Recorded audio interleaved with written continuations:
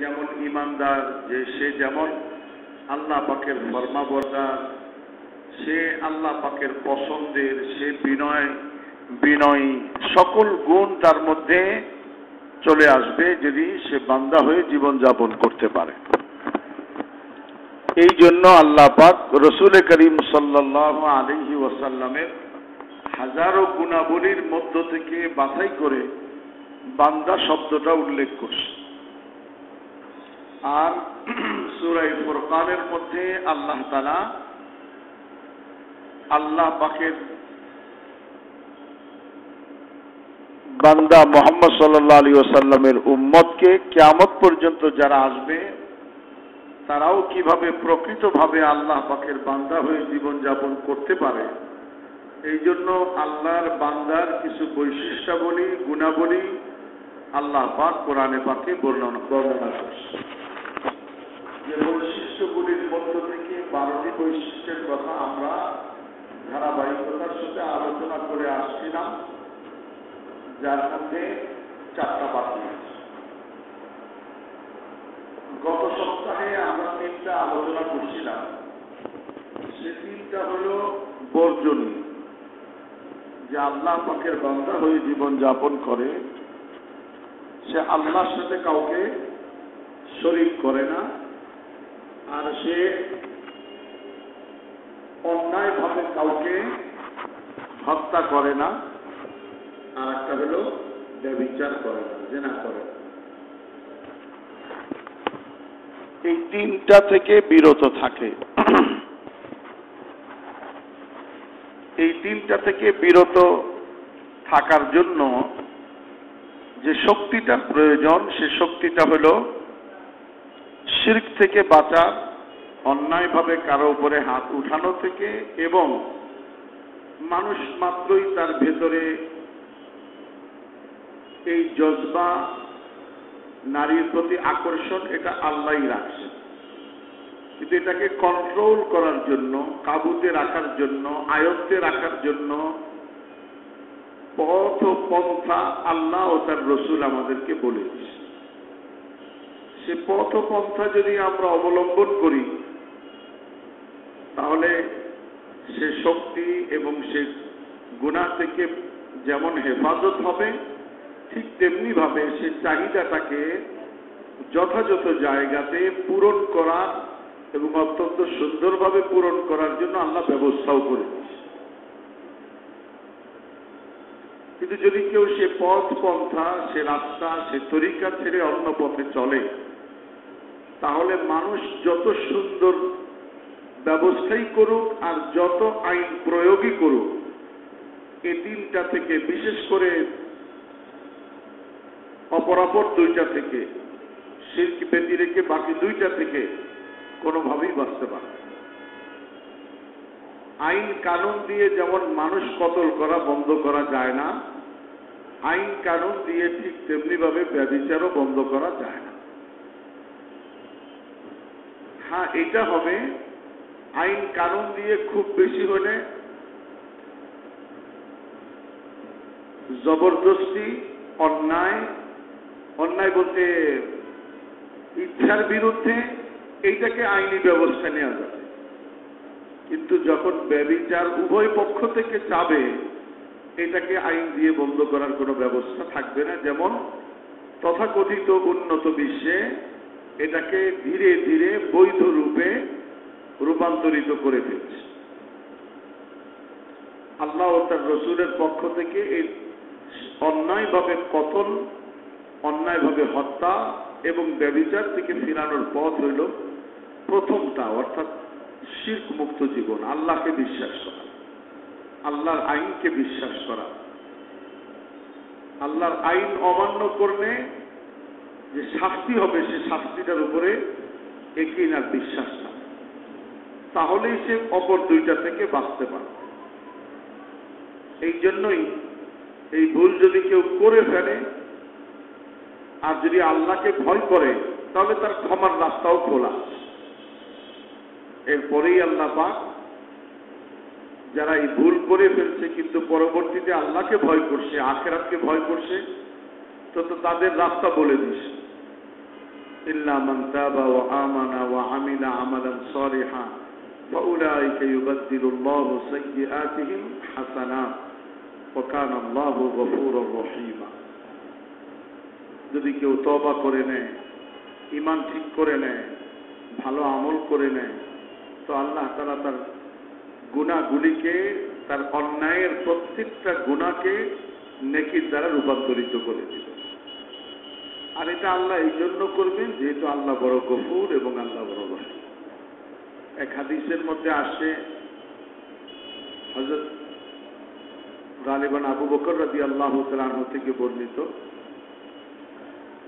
ইন্না আবদান আযনাবা যামবান, একটা ব্যক্তি নিশ্চিত একটা গুনাহ করছে। গুনাহ করার পরে যেহেতু সে আল্লাহকে বিশ্বাস করে, আখিরাতকে বিশ্বাস করে, ইয়াকিন রাখে, শাস্তির ভয় করে, এটাই মানুষকে কতল থেকে, জেনা থেকে ফিরাইতে পারে, আর কিছু। এই জন্য সে কোন রকমের কোন আইনি অথবা কোন রকমের কোন দুনিয়াবি চাপ প্রয়োগ ব্যতি রেখেই সে আল্লাহ পাকের কাছে বলতেছে, ইয়া রব্বি আযনাবতু ফাগফিরলি, আল্লাহ গুনাহ করে ফেলছে, আমারে মাফ করে দেন। তো তার এই আন্তরিকতার উপরে আল্লাহ পাক ইরশাদ ফরমান, ক্বালা রব্বু, আল্লাহ রাসূল বলেন যে রব তখন বলে, আল্লাহ তখন বলেন, আলিমা আবদি আন্না লাহু রব্বান, আমার বান্দা এই কথা বিশ্বাস রাখে, দৃঢ় বিশ্বাস রাখে যে তার একজন রব আছে, ইয়াগফিরুহু ওয়া ইয়াখুযু বিহি, যে চাইলে তাকে ক্ষমাও করতে পারে, চাইলে তাকে ধরতেও পারে, এই ইয়াকিন রাখে।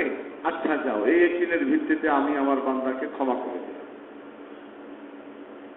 সুম্মা, আরবিতে সুম্মা মানে অতঃপর, কিছুটা বিলম্বে, বাংলায় তো এরপর, তারপর, এক শব্দে শেষ। আরবি ভাষা, ভাষার বাদশা আল্লাহর ভাষা, সাথে সাথে হলে অতঃপরের আলাদা শব্দ, খুব দ্রুত হলে এক শব্দ, কিছুটা বিলম্বে হলে আর এক শব্দ। তো হাদিসের মধ্যে সুম্মা ব্যবহার করা হয়েছে। সুম্মা, সুম্মা মানে অতঃপর, কিছুটা বিলম্বে। আবার যখন তার ভেতরের ওই অবস্থাটা রইল না, ওই বান্দা আবার গুনাহ করে ফেলছে, এরপরে সে আবার ওই একই কথা বলছে, ফাকালা, সে বলল, ইয়া আল্লাহ আমি গুনাহ করে ফেলছি, ইয়া রব্বি আযনাবতু যামবান ফাগফিরলি, আমাকে ক্ষমা করে দেন। আবার আল্লাহ একই কথা বলেন, ক্বালা রাব্বুহু আ'লিমা আবদি আন্না লাহু রাব্বান ইয়াগফিরু লাহু আও ইয়াখুযু বিহি, আমার বান্দা কি এই কথা বিশ্বাস করে যে তার একজন রব আছে, চাইলে তাকে ধরতে পারে, চাইলে তাকে ক্ষমা করতে পারে। আচ্ছা যাও, এই বিশ্বাসের কারণে আমি তাকে ক্ষমা করে দিলাম। আবার তৃতীয়বার একই শব্দ আল্লাহ রাসূল ব্যবহার করছে, সুম্মা, অতঃপর কিছুদিন পরে আবার সে গুনাহ করে ফেলছে।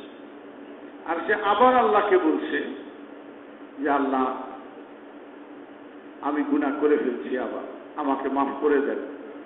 আল্লাহ একই কথা আল্লাহ আবার বলেন, আলিমা আবদি, আমার বান্দা এই কথা জানে, স্বীকার করে, মানে যে আন্না লাহু রব্বান, তার একজন রব আছে, আর সে রব চাইলে তাকে শাস্তি দিতে পারে, চাইলে তাকে ক্ষমা করতে পারে। এই বিশ্বাসের ভিত্তিতে আচ্ছা আমি তাকে ক্ষমা করে দিই।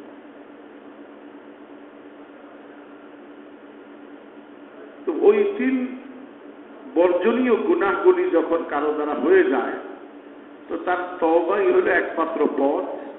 কিন্তু মনে রাখতে হবে, এটার জন্য প্রয়োজন হবে শক্তিশালী ঈমানের, আল্লাহ পাকের শাস্তির প্রতি ভয়, আর মৃত্যু ও তার পরবর্তী জীবনে হিসাব নিকাশ ও আল্লাহর সামনে দাঁড়ানোর ভয়টা এবং এই ইয়াকিনটা অত্যন্ত প্রকট ও শক্তিশালী হইতে হবে। যদি তা না হয় তাহলে সে এটা থেকে বাঁচতে পারবে না। তার কারণ হলো, না বাঁচার যত উপকরণ আছে, বাঁচতে না পারার যত উপকরণ আছে সবগুলি বিদ্যমান, সব বিরাজমান, সব উপস্থিত, সব পাওয়া যায়। ব্যভিচারের জন্য একটা প্রধান দায়ী বিষয় হইল, একদম প্রধান দুইটা দায়ী, অর্থাৎ দুইটা জিনিস হইল ব্যভিচারের দাওয়াত দানকারী, যে ডেকে আনে। একটা হইল বেপর্দা, একটা হইল গান বাদ্য। গান বাদ্যের সাথে মানুষের এই ব্যভিচারের গুণার সাথে আর বেপর্দার সাথে সম্পর্ক বেশি। যেখানে মিউজিক বেশি হবে, গান বাদ্য বেশি হবে, অটোমেটিকলি সেখানে ব্যভিচার বেশি হবে। যেখানে বেপর্দা বেশি হবে সেখানে ব্যভিচার বেশি হবে। যত সভ্য বাহির থেকেই দেখা যায়, আর যত শালীন দেখা যায়, যে না অত্যন্ত শালীন ও ভদ্র পোশাকে আমরা চলাফেরা করি, পর্দা না করলেও কিছু মনে করবেন না। আমি অত্যন্ত খারাপ ভাষায় এই জন্য বলবো, এই বলাটা আমার অনুমান এর ভিত্তিতে নয়, তাখমিনি নয়, চিন্তাধারার নয়, অভিজ্ঞতার আলোকে বলছি। যদি পর্দা না করে তো আমাদের এই সুন্দর সমাজটার মধ্যে অবৈধ সন্তান অসংখ্য দাঁড়াবে, যা কেউ জানবে না। আমাদের লোকচক্ষুর অন্তরালে এরকম হাজারো অন্যায় ও অপরাধ হয়ে যাচ্ছে এবং এই ব্যভিচার চলছে। আর যার কারণে প্রত্যেকটা সংসারের মধ্যে আসমানি আগুনের, জ্বলন্ত আগুনের মধ্যে প্রত্যেকটা ফ্যামিলিতে জ্বলতেছে। যে আগুনটাকে টাকা পয়সা দিয়ে, বাজার দিয়ে, মেকআপ দিয়ে, কাপড় দিয়ে নেভানো যাচ্ছে না। পর্দা অনেক জরুরি জিনিস। এখন চাইলেই করতে পারবেন না যদি এটার পরিবেশ তৈরি না করি। এটা চাইলেই করতে পারবেন না, দীর্ঘদিনের অভ্যাস। হঠাৎ করে এটা এক্কা দোক্কা ব্যক্তি হয় যারা এই সমস্ত ডিসিশন নিতে পারে, যে না কোন রকমের কোনো পরিবেশ খারাপ, এর ব্যতিক্রম হবে না, আমার ঘরে এটার ব্যতিক্রম হবে না, আমি এর ব্যতিক্রম করব না। এটা শতে এক দুইজন হয়। আর আমরা বেশিরভাগ হইলাম পরিবেশের বা স্রোতের সাথে চলতে অভ্যস্ত। স্রোত যেদিকে আমরা সেদিকে। আপনি দেখেন, ঘর বানাবেন তো ঘরটা কিরকম হবে? সবার ঘর যেমন হয়, দুইটাই ড্রয়িং রুম হবে, ড্রয়িং রুমের সাথে ডাইনিং রুম মিলানো থাকবে। খাইতে বসলে মেহমান আসলে পর্দার ব্যবস্থা নাই। মেহমান আসলে ড্রয়িং রুমে যে বসবে সে বাথরুমে যেতে হলে ভিতরে কোথাও যেতে হবে। বানানোই হয়েছে এইভাবে, স্রোত চলতেছে এইভাবে যে বেপর্দা। 50 বছর আগে চিন্তা করেন, স্রোতটাই ছিল পর্দা। আপনি বুঝেন চাই না বুঝেন, চিন্তা করেন চাই না করেন, স্রোতটাই ছিল সঠিকমুখী। যেমন গ্রাম দেশে ছিল কাচারি ঘর, পুরুষ মানুষ আসলে ওই বৈঠকখানায় বসে তার নাস্তা পানি সেখানে পৌঁছে দেয়া হয়। বাথরুম ওই কাচারি ঘরের পাশে, মসজিদ কিংবা মসজিদের সামনে। যার কারণে কোন মেহমান আসছে, দেখতে কেমন, গলা কেমন, ওই বাড়ির মেয়ে লোকের গলা কেমন, তারা কেউ কোনোদিন কাউকে শুনেও নাই, দেখেও নাই। যত ইসলামের স্বভাব হল যেই জিনিসটা বেশি কঠিন, অন্যায়টা বড়, তো সরাসরি অন্যায়টাকে তো নিষেধ করছেই, ওই অন্যায়ের দিকে আহ্বানকারী পূর্ব থেকেই ওইটাকে বন্ধ করে দিছে। অর্থাৎ ওই অন্যায়টা সংগঠিত হওয়ার ব্যাপারে আরো যেগুলি লাওয়াজেমা, তার সাথে প্রাসঙ্গিক বিষয় আছে, সেগুলিকেও নিষেধ করে দিছে। যেমন একবার সাহাবাদের এক জামাত হুজুর সাল্লাল্লাহু আলাইহি ওয়াসাল্লামের কাছে আয়েশা তাদের পানপাত্র সম্পর্কে জিজ্ঞাসা করছে, যে আমাদের কিছু জিনিসপত্র আছে, আমরা ডিনার সেট, প্লেট এগুলি ব্যবহার করি, ওই জামানায় ছিল আমরা এই জিনিস ব্যবহার করি, তো আমরা কোনটা ব্যবহার করব কোনটা করব না। বড় প্লেট আছে, ছোট প্লেট আছে, কাঠের আছে, চীনামাটির আছে, মাটির পাত্র আছে, পাথরের আছে। তো আহকাম শরীয়তের হুকুম কি জানার জন্য হুজুরকে জিজ্ঞাসা করছে। তো হুজুর বলছেন 4টা পাত্র ব্যবহার করবা না। শান্ত সবুজ একটা পাত্র ব্যবহার হইতো আগে। আর একটা হলো দুব্বা, লাউ আছে না, লাউ, লাউটাকে উপর থেকে কেটে অর্ধেকের একটু উপর বেশ কম কেটে ভিতর থেকে সব লাউটাকে ফেলে দিয়ে এটাকে শুকাইত। এইটাও একটা পাত্র হিসেবে ব্যবহার করতো শুকায়। আর একটা পাত্র ব্যবহার হইতো যেটার মধ্যে তৈলাক্ত কোনো জিনিস লাগাই দিত, ওইটার মধ্যে পান করত। এটাকে বলে মুজাফফার। আর একটা হলো কাঠের একটা নির্দিষ্ট ধরনের পাত্র। যেমন কাঠের অনেক নির্দিষ্ট পাত্র আছে। যেমন একটা গ্লাস আছে নিচে চিকন উপরে বড়, এতে বোঝা যায় যে এটা দিয়ে কোল্ড ড্রিঙ্কস বা আইসক্রিম ইত্যাদি। বড় গ্লাসের মধ্যে আইসক্রিম দেয় না, এটা কি দিবে, এটা আইসক্রিমের গ্লাস না। বোঝা গেল কাঠের পাত্রের মধ্যেও ডিফারেন্ট আছে, কোনটা কোন কাজে। ওই রকমই একটা কাঠের পাত্র। হুজুর ইরশাদ করলেন এই 4টা পাত্র ব্যবহার করবা না। কেন? লাউয়ের খোলস ব্যবহার করতে অসুবিধা কোথায়? পরবর্তীতে মুহাদ্দিসিনরা এইটার ব্যাখ্যা করতে গিয়ে ব্যাখ্যা করলেন যে পূর্বেকার যুগে এই 4টা পাত্রের মধ্যে শরাব পান করা হতো, মদ পান করত। এখন যারা দীর্ঘদিন মদ্যপানে অভ্যস্ত ছিল, ইসলামের মধ্যে আসার পরে যখন এটা নিষেধ হয়েছে ছেড়ে দিছে, কিন্তু যদি ওই পাত্রটা আবার সামনে আসে তো মনে পড়ে যেতে পারে। ক্ষণিকের তরে যদি ঈমান দুর্বল থাকে বা মন মানসিকতার মধ্যে শয়তানের তাসির চলে আসে, তাইলে পান করার ইচ্ছা জাগতে পারে। যেটাকে বলে out of sight out of mind. এটাকে সামনের থেকে সরাও, মস্তিষ্ক থেকে সরে যাবে। এই জন্য আল্লাহ রসুল বলছে যে এই পাত্রগুলি ব্যবহার করো না, করলেই ওই কথা মনে পড়ে যাবে। তো আসল উদ্দেশ্য এই পাত্রগুলি নিষেধ নয়, আসল উদ্দেশ্য হল শরাব নিষেধ করা, মদ নিষেধ করা। ঠিক তেমনি ভাবে একজন পুরুষ একজন মহিলা যদি পর্দাবৃত হয়ে কোনো জায়গাতে বসে, পুরুষ এই দিকে ফিরে আছে, মহিলা বোরকা পরা আছে, তাহলে তো এখানে হারামের কিছু নেই। কিন্তু ইসলাম বলছে নিরালায় বেগানা একজন পুরুষ একজন মহিলা এক জায়গায় বসে থাকো না। পুরুষরা বলছে হয় তুমি বাইরে চলে যাও, নাহলে ওরা বলছে তুমি বের হয়ে চলে যাও। কেন?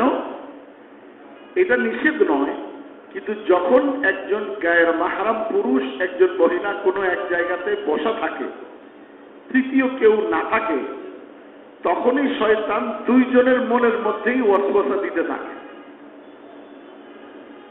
এখন কেউ বাঁচতে পারে, কেউ বাঁচতে পারে,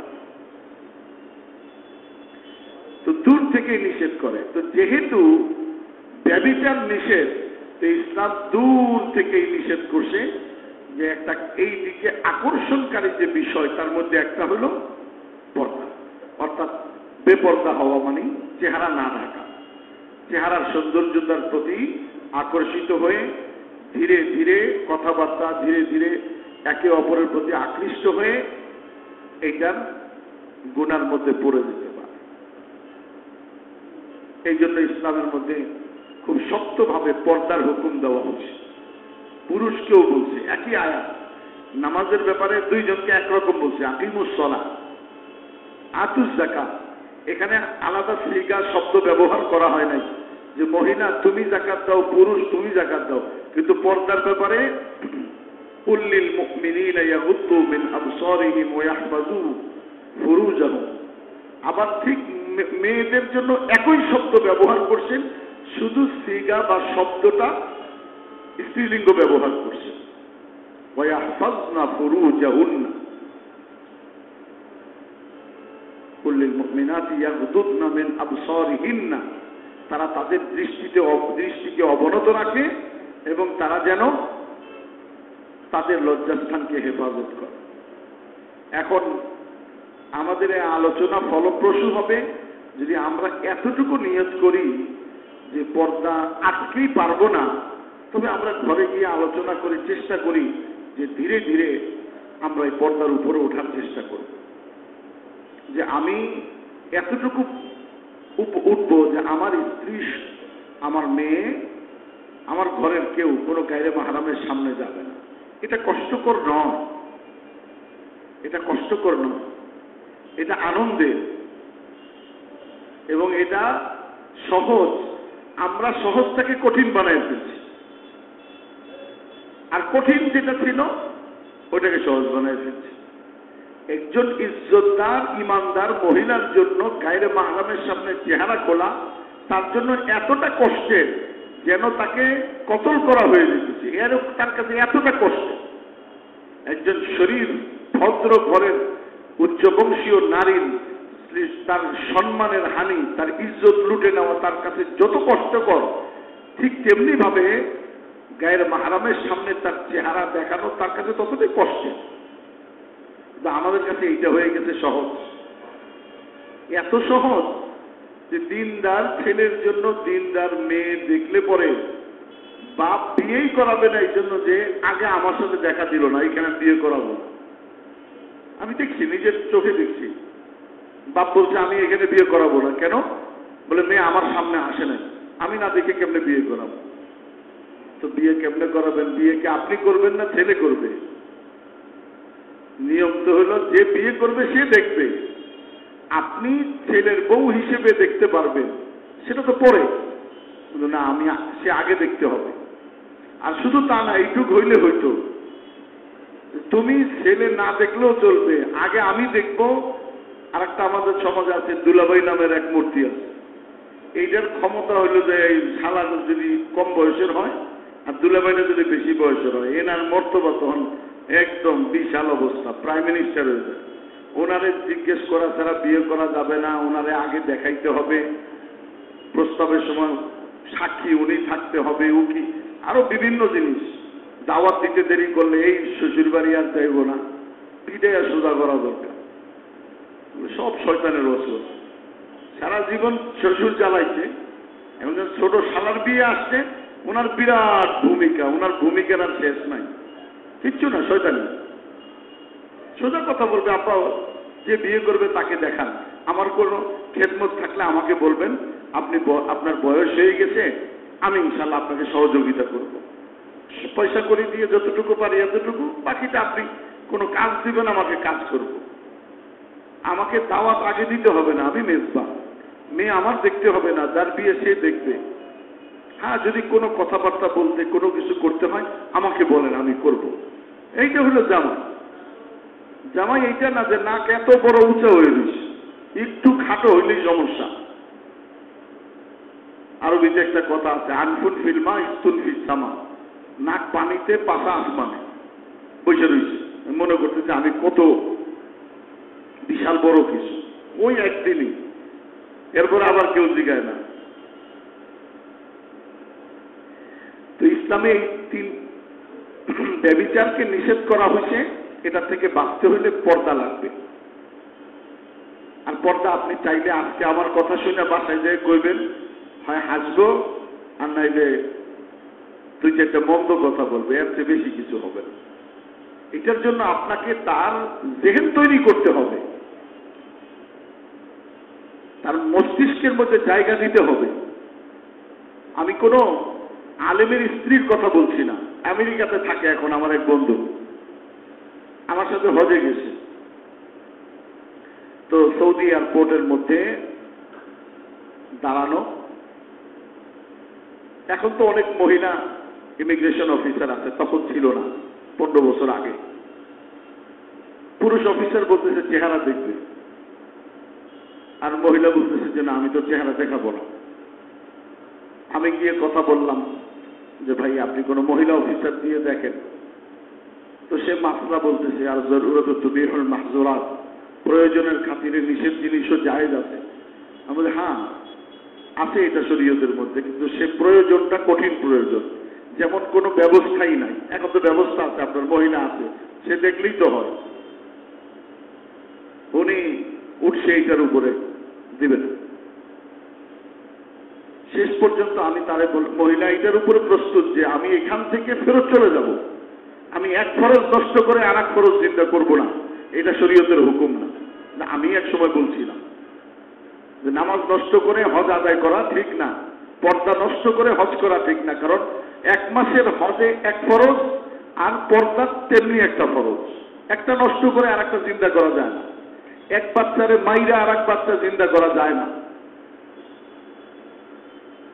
তো যাই হোক, লাস্টে আমি আবার মহিলারা অনুরোধ করলাম যে এখন আমরা পেটে পড়ে গেছি, আপনি একটু চেহারাটা দেখান, এটা ছাড়া তো কোনো উপায় দেখতেছি না। তো সে খুব কান্নাকাটি শুরু করছে। কান্নার পরে যখন চেহারাটা একটু খুলবে, উঠাবে, তৈরি হয়েছে, আল্লাহ ঠিক ওই মুহূর্তে অফিসারের দিলে রহম দিছে, বলছে আচ্ছা ঠিক আছে, থাক, লাগবে না, চলো যাও, সাইন করে দিই। এখন সে আমেরিকাতে থাকে ফ্যামিলি সহ, দুনিয়াদার ফ্যামিলি, সে আমেরিকান এমবেসিতে চাকরি করত। আমি কোনো এরকম না যে মাদ্রাসা পড়ুয়ার কথা আপনাদেরকে বলছি, ব্রেন তৈরি হয়েছে, দিল তৈরি হয়েছে। আমরা আমাদের ঘরে মেয়েদেরকে বুঝাই যে পর্দা কত জরুরি। আল্লাহ আমাদেরকে আমল করার তৌফিক দান করে। আগে ইমানদারের আজ এই তিনটা গুনার পরে, তওবা ইস্তেগফারের পরে বাকি চারটা কথা আগে বলা হয়েছে। একটা হলো ওয়াল্লাযীনা লা ইয়াশহাদুনা যুর, আল্লাহর বান্দা হয়ে জীবন যাপন যারা করে তাদের একটা বৈশিষ্ট্য হলো, এটা দুই অর্থ হইতে পারে। একটা প্রসিদ্ধ অর্থ হলো লা ইয়াশহাদুনা যুর, যারা মিথ্যা সাক্ষী দেয় না। মিথ্যা সাক্ষী দেয়, কোনো ব্যাপারে জানে না, তো সেখানে বলে না যে হ্যাঁ আমি দেখছি, আমি করছি। আগের দিনে তো এটা চিন্তাই করা যেত না, এখন তো সাক্ষী বিক্রি হয়। সাক্ষী কয়দিন পরে দোকান হইতে পারে। আইসক্রিমের দোকান আছে না, চটপটির দোকান, আইসক্রিমের দোকান। তো আমাদের পাশে একটা জায়গা আছে যেখানে সাক্ষীর দরকার পড়ে, কয়দিন পরে ভ্রাম্যমান ওই যে টয়লেট বানাইছে না, ভ্রাম্যমান টয়লেট, ভ্যান গাড়ির মধ্যে, এরকম ভ্যান গাড়ির মধ্যে সাক্ষীর দোকান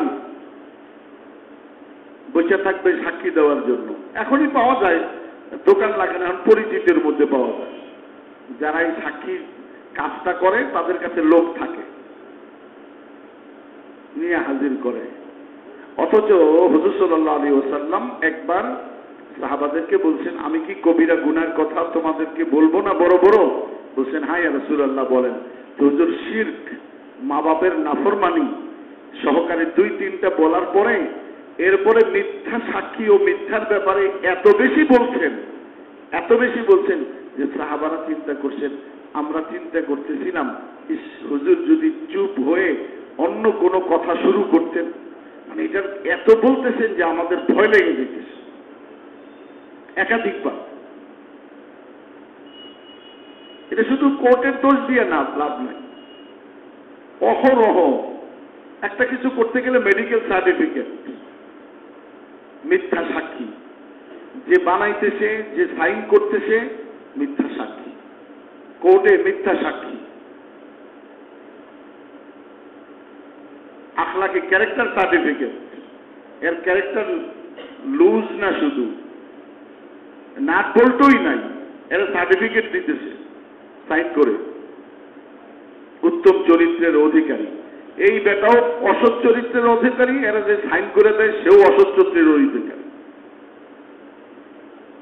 এখন এই সার্টিফিকেটের উপরে, এই সনদপত্রের উপরে যা যা অন্যায় করবে, যেমন কোর্টে একজন সাক্ষী দিয়ে যদি একটা নিরপরাধ লোককে অপরাধী বানায়, সে 10 বছর জেলে থাকে, এই 10 বছর তার জীবন থেকে যে হারালো, আর তার ফ্যামিলি যত কষ্ট করলো, তার বাচ্চারা যত কষ্ট করলো, তার নামে যত অপবাদ হইল, এই সকল গুলা সমন্বয় করে একটা সিল মারা ব্যাগ ওই মিথ্যা সাক্ষীর মাথায় কিয়ামতের দিন চাপানো হবে। এই জন্য যারা আল্লাহর বান্দা হয়ে জীবন যাপন করে তারা এটা করে না।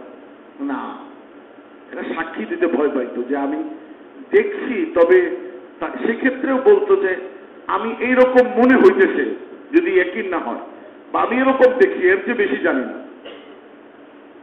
একজনের সাক্ষী আনছে, দেখেন এই কথা উনি বলছে, আপনি সামনে ছিলেন, আপনি ছিলেন না? আপনি সামনে তো ছিলাম, কিন্তু বাস্তবে উনি এই কথাটা বলছে কিনা কিছু মনে করেন না, আমার জানা নেই, আমি খেয়াল করিনি।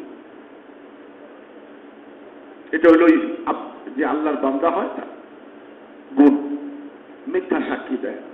আর এক অর্থ মতে হয় ওয়াল্লাযীনা লা ইয়াশহাদুনা যুর, যে সে গুনাহের মজলিসে উপস্থিত হয় না, গান বাদ্য হইতেছে, বেপরদা হইতেছে, এরকম জায়গায় সে নিজেকে বাঁচায়ে চলে। আর কি এর পরের গুণটা হইল ওয়াইযা মাররু বিল্লাগবি মাররু কিরামা, এরকম অনর্থক জায়গা, অনর্থক মানে হলো যেখানে দিন দুনিয়ার কোনো ফায়দা নাই বরং নোকসান, এরকম জায়গা থেকে সে অত্যন্ত সম্মানের সাথে বের হয়ে আসে। সে তার আঁচলকে, সে তার সম্মানের আঁচলকে কখনো দাগদার বানায় না, ময়লা করে না, গুনার দ্বারা কলঙ্কিত হয় না। যে আল্লাহর বান্দা হয় সে চুপিসারে সেখান থেকে সরে পড়ে, সটকে পড়ে। 10টা। 11 নম্বর গুণ হইল ওয়াইযা যুকিরু বিআয়াতি রাব্বিহিম, যখন তাদের সামনে আল্লাহর বরকতের কথা আলোচনা করা হয়, লাম ইয়াখিরু আলাইহা সুম্মা ওয়া হুমিয়ান, তখন তারা অন্ধ কানা বধিরের মতো বাইরে হয়ে যায় না, শোনার চেষ্টা করে। এটা বড় অবস্থা যে আল্লাহর বান্দা হয়, সে আল্লাহর বরকতের কথা যেখানেই শুনতে চেষ্টা করে, আমার আল্লাহর কথা বলতেছে। আচ্ছা, আপনি যদি শুনেন কোন জায়গায় 3-4 জন লোক একত্রিত হয়ে আপনার ছেলের প্রশংসা করতেছে, যে অমুকের ছেলেটা স্কুলে খুব ভালো, তার রেজাল্ট খুব ভালো, আপনি কি ওই দিকে সটকে পড়বেন নাকি একটু দাঁড়াবেন যে আমি একটু শুনি? আপনার কাছে খারাপ লাগবে না ভালো লাগবে? ভালো লাগবে। অন্তরের মধ্যে স্বাদ অনুভব হবে কি হবে না? তাহলে আপনার সন্তানের ভালো কথা আপনার শুনতে মন চায়, যে আল্লাহ আপনাকে চোখ দিল, কান দিল, দিন দিল, সন্তান দিল, স্ত্রী দিল, তার কথা শুনতে মন চায় না? কোরআন তো তারই কথা, হাদিস তো তারই কথা। যেখানেই আল্লাহর বরত্বের কথা হয়, আল্লাহর সহি বান্দা যারা হয় তারা হাজার ব্যস্ততার মধ্যেও চিন্তা করে বসে পড়ে যে একটু শুনি, আল্লাহর কথাই তো বলতেছে, আচ্ছা যাবো, দেরি হয়ে গেলে আল্লাহ বরকত দিয়ে দিবে, কাজটা অল্প সময়ের মধ্যে আল্লাহ করাই দিবে, আমি একটু আল্লাহর কথা শুনে দিই। 11 নম্বর গুণ। 12 নম্বর গুণ হইল অনেক বড় একটা বিষয়। 12 নম্বর গুণের কথা একটা বাকি থাকলো, এটা আজকে সম্ভবপর নয়। এতটুকু বলি, সে গুণটা হইল যারা আল্লাহ পাকের বান্দা হয়ে জীবন যাপন করে তারা আল্লাহ পাকের কাছে একটা দোয়া করে। সে দোয়াটা কি? রব্বানা হাবলানা মিন আজওয়াজিনা ওয়া যুররিয়াতিনা কুররাতা আয়ুনিন ওয়াজআলনা লিল মুত্তাকিনা ইমামা। হে আল্লাহ, আপনি আমাকে আমার স্ত্রী ও সন্তান এমন দান করেন, এমন স্ত্রী এমন সন্তান আমাকে দান করেন যারা আমার চক্ষু শীতলতার বস্তু হয়, যাদেরকে দেখলে আমার প্রাণ জুড়ায়। চোখ জুড়ায় মানে হলো আমরা বাংলায় যেটাকে বলি প্রাণ জুড়ায় যায়। এবং শুধু তাই নয়, আমাকে, আমার স্ত্রী সন্তানকে, আমাদেরকে মুত্তাকিনদের সর্দার বানান, অর্থাৎ শুধু সাধারণ তাকওয়া নয়, মুত্তাকিনদের মধ্যে যারা উঁচু পর্যায়ের তাদের অন্তর্ভুক্ত করেন। অর্থাৎ আপনাকে শুধু সরসরি বা একটু ভয় করলাম এমন নয়, যারা আপনাকে অনেক বেশি ভয় করে তাদের অন্তর্ভুক্ত আমাকেও বানান, আমার ছেলে মেয়েকেও বানান, আমার স্ত্রীকেও বানান। পূর্বেকার বুজুর্গরা এমনই ছিলেন, তারা তারা প্রত্যেকেই আল্লাহকে ভয় করতেন, নিজেও ছেলেও। নিজের জন্য আখিরাতের যে বিষয়টা চাইতেন, ছেলের জন্যও চাইতেন। মুআজ ইবনে জাবাল রাদিয়াল্লাহু তাআলা আনহু যখন তাউন আমওয়াস, হযরত ওমরের জামানাতে শাম সিরিয়াতে প্লেগ দেখা দেয়, মহামারী দেখা দেয়। আমরা করোনার থেকে বাঁচার জন্য বেহুলার ওই কি বলে সিন্ধুকের মধ্যে ঢুকছে এখন। পিপি এপি, চেহারায় হেলমেট, হাতে গ্লাস, পারলে গর্তের মধ্যে ঢুকে যায় কিন্তু বাঁচতে পারবে। আর সাহাবারা কি করছেন? হযরত মুআজ ইবনে জাবাল দোয়া করছে, আল্লাহ এত লোক এই মহামারীতে শহীদ হবে, আপনার নিকটে এটা শাহাদাতের মর্তবা বলা হচ্ছে, আল্লাহ আমাকে এবং আমার ফ্যামিলিকে একটু অংশ দিয়ে, মানে আমাদেরকেও মাহরুম করেন না। মানুষ যেভাবে বলে যে আমাদেরকে ঘরে একটু খানা দিয়েন, আমাদেরকে একটু পয়সা দিয়েন, উনি বলছেন এই কথা, আল্লাহ আমাকে আমার ফ্যামিলিকেও একটু প্লেগের টিকা দিয়েন। হযরত মুআজ ইবনে জাবাল এবং তার ছেলে আব্দুর রহমান ইবনে মুআজ দুইজনের কবর জর্ডানে একই সাথে। এরা দুজনেই মহামারীতে মারা গেছে। বাপ নিজের জন্য পছন্দ করছে, ছেলের জন্যও চাইছে। তো এটা তাদের ওই সন্তান, যে সন্তান তাদের চক্ষু শীতলতার বস্তু ছিল আখিরাতের দৃষ্টিভঙ্গিতে, পক্ষান্তরে মানুষের দুনিয়ার জীবন জাহান্নামের একটা ব্রাঞ্চ হবে। জাহান্নামের একটা ব্রাঞ্চ হবে। চাই তার ঘর 25,000 স্কয়ার ফিটের ফ্ল্যাট হোক, কিংবা 20 বিঘার বাগান বাড়ি হোক, কিংবা হোয়াইট হাউস অথবা বার্মিংহাম প্লেসের মতো বড় কোনো প্রাসাদ হোক, ওই সবটাই জাহান্নামের একটা শাখা ও ব্রাঞ্চ হবে। জাহান্নামের ব্রাঞ্চ হবে, জাহান্নামের ব্রাঞ্চ হবে যদি তার স্ত্রী ও সন্তান তার চক্ষু গরম হয়ে যাওয়ার কারণ হয়, যাদেরকে দেখলেই চোখ ছানা বড়া হয়। আরবিতে বলে আসখাতাল্লাহু আইনাক, তোর চোখ আল্লাহ গরম করুক, মানে তোমার জন্য এটা কষ্টদায়ক হয়ে যায়। যদি এটা হয় তাহলে দুনিয়ার কোনো প্রাসাদ ও প্লেস দিয়ে আপনি শান্তি খুঁজে পাবেন না। সুতরাং স্ত্রী ও সন্তান চক্ষু শীতলতার বস্তু কি করে হবে? 12টা গুণই বলা হয়ে গেল। এখন একটা বিষয়, যে স্ত্রী ও সন্তান এরা আমার চক্ষু শীতলতার বস্তু কি করে হবে, যদি আল্লাহ তৌফিক দেন ইনশাআল্লাহ আগামী সপ্তাহে আলোচনা হবে। যারা সুন্নত পড়ি নাই 4 রাকাত ক্বাবলা জুমা সুন্নত আদায় করে।